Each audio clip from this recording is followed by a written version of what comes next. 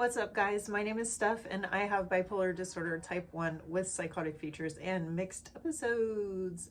I wasn't diagnosed until about 6 years ago, so I have systematically dismantled my life 4 separate times and nearly died each time I had an episode. So I do this channel to try to save lives. Bipolar disorder is deadly if left untreated. So yeah, this is kind of a community for support, for us all to feel less alone. Leave your comments below if you can relate. I'm heading to the dog park right now, and then tonight I'm going to upload this video. I went to jail, you guys. I brought you with me. And yeah, it was a good day. So yeah, I hope you enjoy this video and subscribe. A lot of you are watching my videos but not subscribing. It's Monday morning, about 8:15, and I am at the hot tub. I was gonna go to court today, but that's not gonna happen, so I'm gonna go to put money on Tiffany's books and hope that she calls me, because Chance needed to come over to my place because he was howling anytime I wasn't there. Chance, are you happy to be here? Chance, what are you doing, bud? I'm doing this video this week on just basically what I've been up to, what I've been going through with my neighbor who was in the middle of a psychotic episode. She also uses, she was on a significant amount of meth, has been for the last 2 years. This has been really horrible situation. She has, God, been screaming day in and day out, and her neighbors upstairs on both sides, her neighbors next door, all of her neighbors, even the neighbors across the street can hear her screaming. I would walk by her apartment to walk my dog, and she was accusing her neighbor of raping her. She was accusing her upstairs neighbor of poisoning her water. Typical psychotic stuff. Because I believe her diagnosis is schizophrenic, but I don't know for sure. I know that she was prescribed trazodone and Abilify. I counted her pills when I was over in her place, and she did not take a single pill from when she got out of jail last time. And also, just ignore my lipstick in this video. I really don't give a shit what I look like most of the time. I mean, I care enough to put on makeup, but I really want to fix it watching it back, but I don't want to tape the whole thing over again. So just try to ignore that part. And she's told me she has borderline personality, but she experienced severe psychotic symptoms. So I don't know. All the psychosis could be the result of drugs, but either way, she has a severe mental illness and drug issue. And so yeah, so it's been triggering. I got into it with Jeff a few times this week because people really like to blame someone with addiction issues for all of their problems without any regard for their suffering.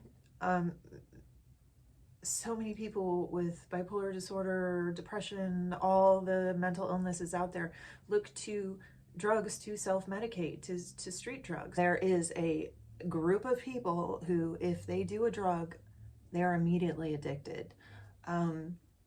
You don't hear about the people like myself who did plenty of drugs, just about every kind, and don't even touch them anymore and really had no problem doing that. There was no rehab involved. I just basically ended my psychosis and was sober. So yeah, an addiction is a disease too. So that's a sickness. So I don't think it's fair to be angry with an addict. I have a lot of anger towards a lot of the alcoholism in my family, but I know it's a sickness. I know it's a disease. So I don't really hold any anger over that. It bothers me, it upsets me, but I can't be angry about it. It's a disease. I thought Tiffany was going to have a court date today, but I found out that her court date isn't until September. So she's probably going to a rehab program. So right now I am heading to the jail to get her a calling card. So hopefully she can call me, because she did try to call me yesterday and I missed her call. So, Chance loves the card, don't you, bud? Then you will arrive at your destination.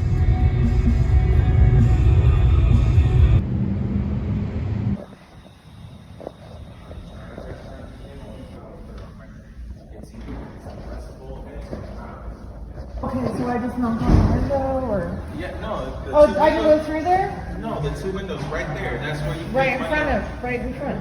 Yeah, right where this guy is in line. He's in line. Oh, got you. I couldn't even see that. I was looking straight ahead. Okay, and does she does she have to like wait until the commissary order to buy her calling card? Okay. Go what, to get food? Oh yeah, that's what I want to do. We are currently going to my brother-in-law's house where my neighbor's car is, because she's afraid it's going to be repossessed. So that's what I'm doing now. And we picked up food from this place called Vegan Nova.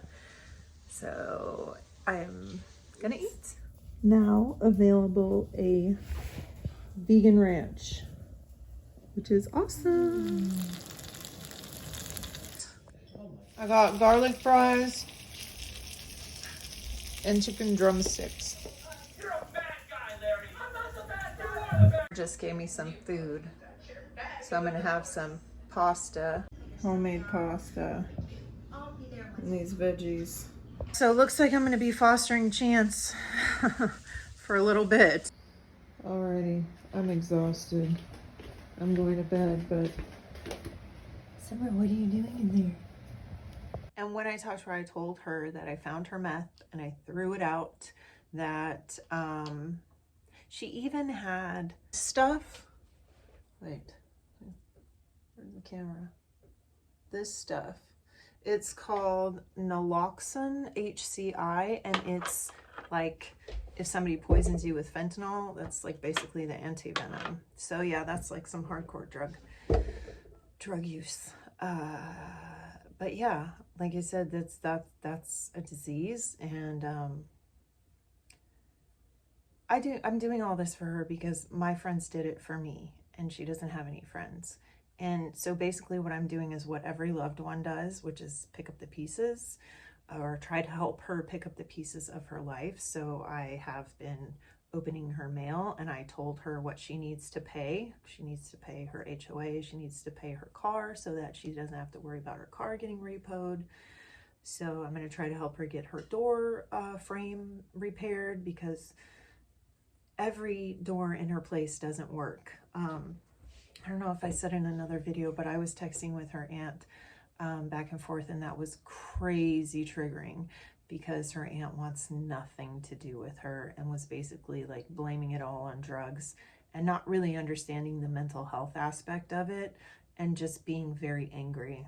And she's like, I'm like, please try to be mad at her illness and not her. And she's like, I'm not angry, I just don't want her in my life anymore, which is bullshit. It would be insane for you to not be angry. Of course you're angry.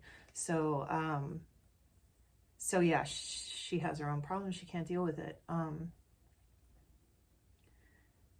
Going through a psychotic episode and coming out of it is not something that you can do on your own. You have to have help, and you have to have somebody that loves you, or somebody that's there to support you.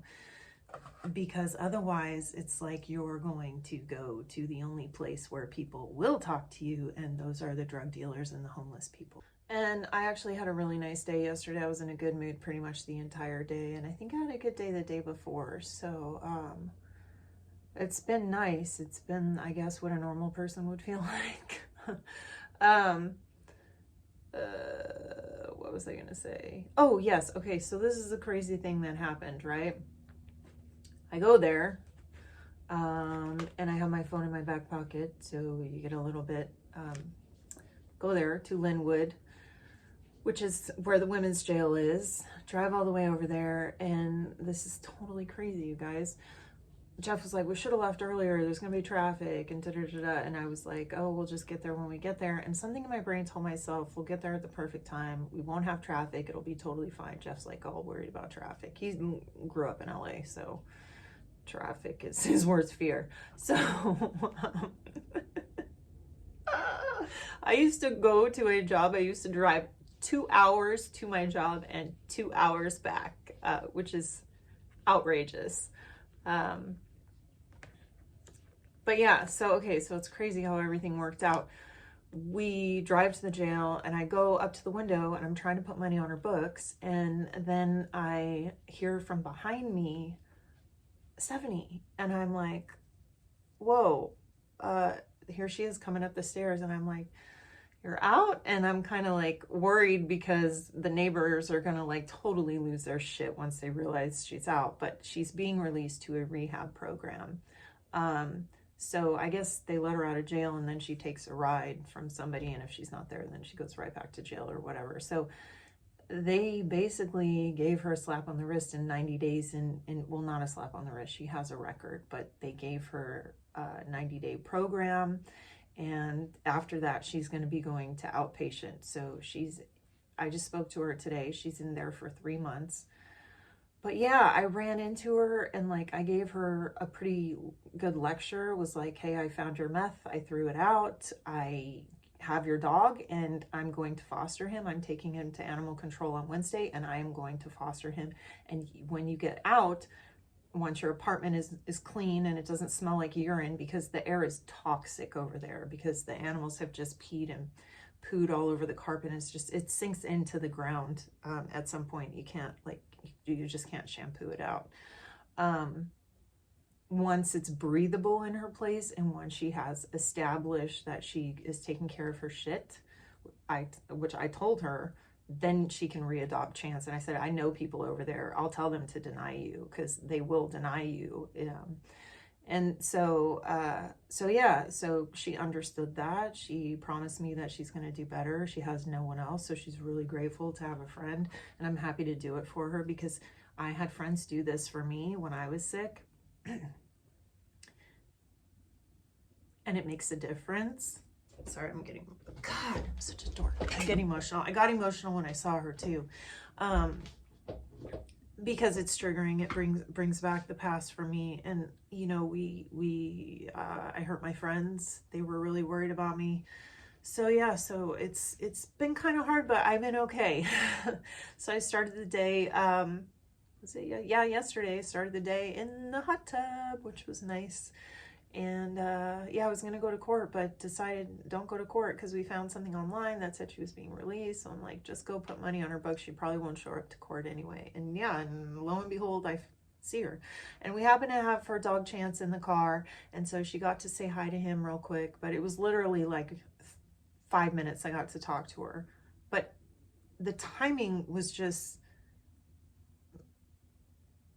magical, phenomenal, crazy, because like I literally went to the jail instead of going to court, went to the jail to put money on her books. And as I was putting money on her books, she comes out. So it was just, yeah, bananas. But I have a lot of faith that she's going to get through this. She has so many resources. She's like rich. She has generational wealth. So, and, you know, she struggled with issues her whole life. I just found out she was going to a methadone clinic for 7 years. So now she's on something called Suboxone, she says. So the help is there. And, you know, I'm actually feel really good about being able to do this. I feel like I'm paying back the universe for letting me live. So yeah. So yeah, I hope you enjoyed this video, and I will see you next time talking about triggers. Bye.